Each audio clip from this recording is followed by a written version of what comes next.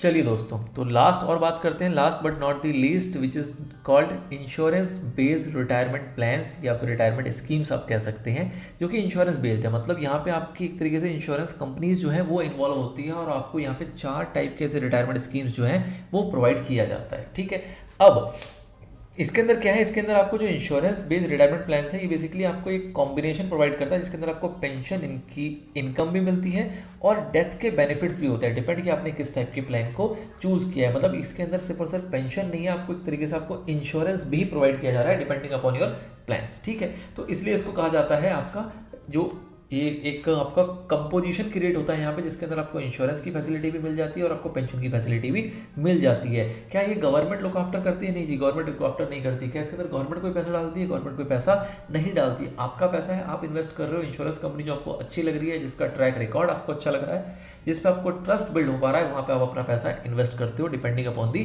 Plans. ठीक है, this is called insurance based retirement plan, जो कि इंडिया में एग्जिस्ट करता है। ये आपका एक पर्सनल पेंशन प्लान है, इसके अंदर किसी का कोई और लुक आफ्टर नहीं है। आपका पैसा आपने चूज की कंपनी, आपने पैसा डाला और आप उसके बेसिस पे अपना पेंशन प्लान ले रहे हो एज इट इज, कुछ इसमें रॉकेट साइंस नहीं है। 4 इसके अंदर कैटेगरी है। पहला कैटेगरी आता है डेफर्ड एन्युटी रिटायरमेंट प्लान, मतलब कि ये एक तरीके से आप कह लो एनपीएस है।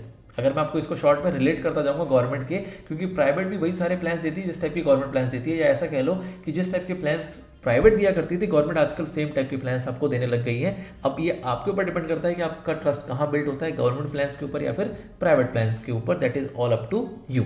Now deferred annuity retirement plan is just like a what NPS plan, मतलब कि आपको स्टार्टिंग के अंदर बता दिया जाता है कि भैया तुम जॉब में हो, सपोज आप 30 ईयर्स की आपकी एज है, आपको कहा दिया जाता है कि भैया आप हर महीने जो है वो 5,000 रुपये इस स्कीम में डालो 60 साल तक। 60 साल जब पूरे हो जाएंगे तो आपको इतना इतना इतना पेंशन जो है वो हम दे दिया करेंगे। ठीक है, मतलब एक प्री डिसाइडेड पेंशन अमाउंट जो है, जो आपको आफ्टर योर अटेनिंग सुपर एन्युएशन, मतलब जब आप 60 साल के हो जाओगे तब आपको क्या पेंशन मिलेगा वो आपको पहले बता दिया जाता है। जो भी कैलकुलेशन इंश्योरेंस कंपनीज करती है कि आप कितना पैसा डालोगे तो आपको कितना पेंशन मिलेगा।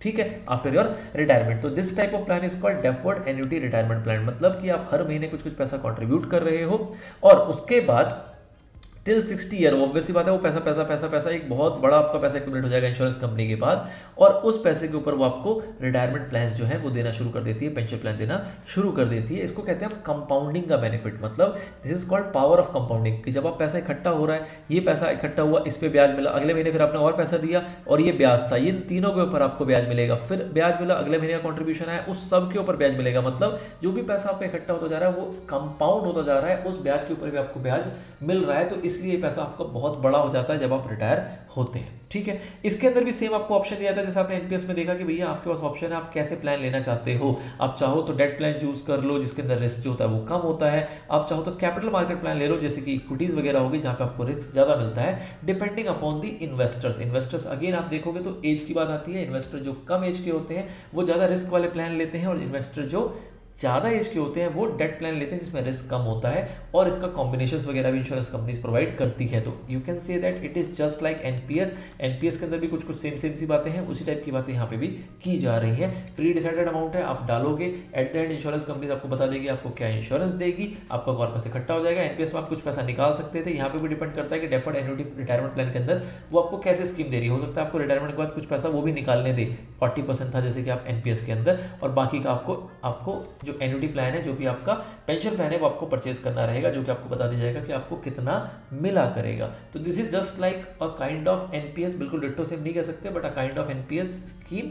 और ये जो है वो कौन प्रोवाइड कर रही है आपको? जो इंश्योरेंस सेक्टर वाले लोग हैं वो प्रोवाइड करते हैं। ठीक है, नाउ आगे बढ़े इसके अंदर।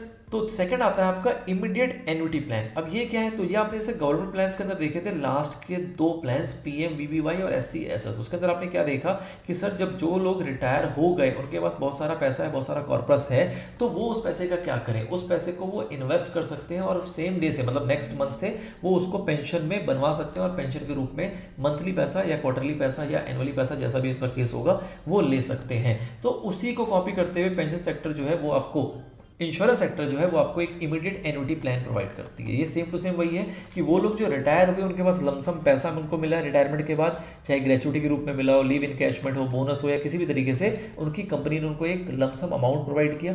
उस पैसे को या तो वो इधर उधर खर्च कर लें या फिर उसका वो एक पेंशन प्लान परचेज कर लें, तो वो पेंशन प्लान कहते हैं हम इमीडिएट एन्युटी प्लान। ठीक है, तो ये इंश्योरेंस कंपनी अगेन आपका ट्रस्ट है, आप किस इंश्योरेंस कंपनी से परचेज करना चाहते हैं आप परचेज करेंगे, वो पैसा वहाँ पे देंगे और उस पैसे के थ्रू आपको जो है वो मंथली पेंशन यहाँ पे मिलने लग जाएगा। अब आप कहेंगे सर ये गवर्नमेंट में फैसिलिटी है तो हम प्राइवेट में क्यों जाएं?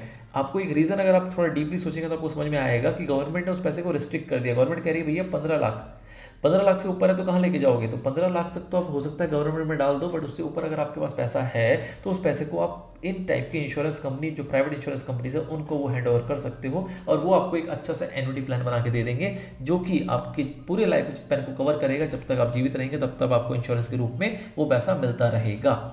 नाउ इसके अंदर भी बहुत सारे इस टाइप की फैसिलिटीज होती है कि आपको पैसा मिलेगा, या अगर आपकी सपोज डेथ हो जाती है तो आपके स्पाउस को मिलेगा या फिर नॉमिनी को मिलेगा, kind of things. All schemes जो है वो इंश्योरेंस कंपनी सबको प्रोवाइड करती है। द थिंग इज कि यू हैव टू चीज अकॉर्डिंगली आपका जो कॉन्ट्रीब्यूशन है, आपका जो पेंशन है वो आपका चेंज हो जाता है जिस टाइप के भी आप प्लान्स परचेज करते हैं। तो it's just like a configured things which you have to select कि आपको क्या चाहिए।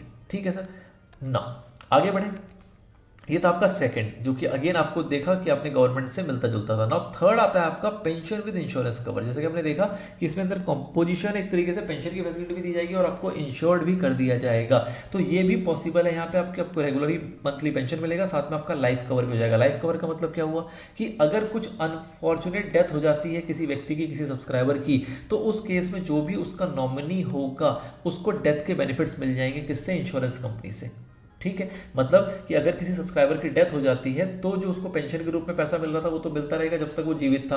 उसके बाद उसको एक लमसम अमाउंट किसको? उसके नॉमिनी को यहाँ पे प्रोवाइड कर दिया जाएगा। तो this is called pension with insurance cover. Insurance cover में आपने ये देखा है कि किसी की अगर अनफॉर्चुनेट डेथ हो जाए, यहाँ पे फॉर्चुनेट डेथ की बात नहीं की जा रही है, कोई अनहोनी हो जाती है, किसी की डेथ हो जाती है, तो उस केस में उसके नॉमिनी को संभालने के लिए पेंशन कंपनी जो है वो एक लमसम अमाउंट प्रोवाइड करती है। इसके अंदर ऐसे भी स्कीम्स होते हैं जिसके अंदर वो उस नॉमिनी को या फिर उसके स्पाउस को एक रेगुलर पेंशन प्रोवाइड करती है जब तक वो स्पाउस जीवित रहेगा, और जब स्पाउस की भी डेथ हो जाएगी तो फिर उसका जो नॉमिनी होगा उसको एक लमसम अमाउंट प्रोवाइड कर दिया जाएगा। द थिंग इज कि यहाँ पे पेंशन की फैसिलिटी भी दी जा रही है और साथ में एक इंश्योरेंस कवर भी दिया जा रहा है। अगर आपको ध्यान हो तो ऐसा कहाँ होता है, ऐसे भी एक गवर्नमेंट स्कीम थी जहाँ पे आपने इसकी बात की थी, वो था आपका अटल पेंशन योजना। तो ये कुछ सिमिलर है अटल पेंशन योजना से, जहाँ पे आपका पैसा मरता नहीं है, आपको जो आपका पेंशन के रूप में वो पैसा मिलता रहता है, और जब किसी सब्सक्राइबर की डेथ हो जाती है तो उसके स्पाउस को या फिर उसके नॉमिनी को वो पैसा सारा का सारा रिटर्न कर दिया जाता है। This is somehow similar to that. Now third आता है पेंशन विदाउट इंश्योरेंस कवर। बहुत सिंपल सी बात है भैया कि किसी को इंश्योरेंस कवर नहीं चाहिए तो वो नहीं लेगा। अगर इंश्योरेंस कवर सपोज किसी ने पहले ले रखा है, कई लोग ऐसे होते हैं जो टर्म प्लान लेके चलते हैं, अपना इंश्योरेंस कवर लेके चलते हैं, टर्म इंश्योरेंस उन्होंने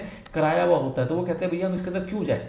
ऑब्वियस सी बात है, जब आप पेंशन के साथ इंश्योरेंस कवर लेंगे तो आपको वो महंगा पड़ेगा, वो आपका कॉस्टली होगा। कॉस्टली का मतलब कि आपका कंट्रीब्यूशन ज़्यादा जाएगा, आपको रिटर्न पेंशन के रूप में जो मिलेगा वो कम मिलेगा, क्योंकि आपको इंश्योरेंस की बेनिफिट भी इंश्योरेंस कंपनी दे रही है। इंश्योरेंस कंपनी कुछ भी फ्री में तो देगी नहीं, उसका भी एक कैलकुलेटेड रिस्क होगा, कैलकुलेटेड वहाँ पे एक फिगर होगी जिसके बेस पे आपको प्रोवाइड कर रहा होगा। तो इसलिए अगर ऑलरेडी किसी के पास टर्म प्लान है, किसी ने ऑलरेडी इंश्योरेंस लिया हुआ है, तो वो जाता है किसके ऊपर? वो जाता है पेंशन विदाउट इंश्योरेंस कवर, जहाँ पे उसको इंश्योरेंस कवर की जरूरत नहीं है। इसके अंदर आपको कोई डेथ बेनिफिट्स नहीं मिलते, पेंशन मिलता रहेगा जब तक आप जीवित रहेंगे।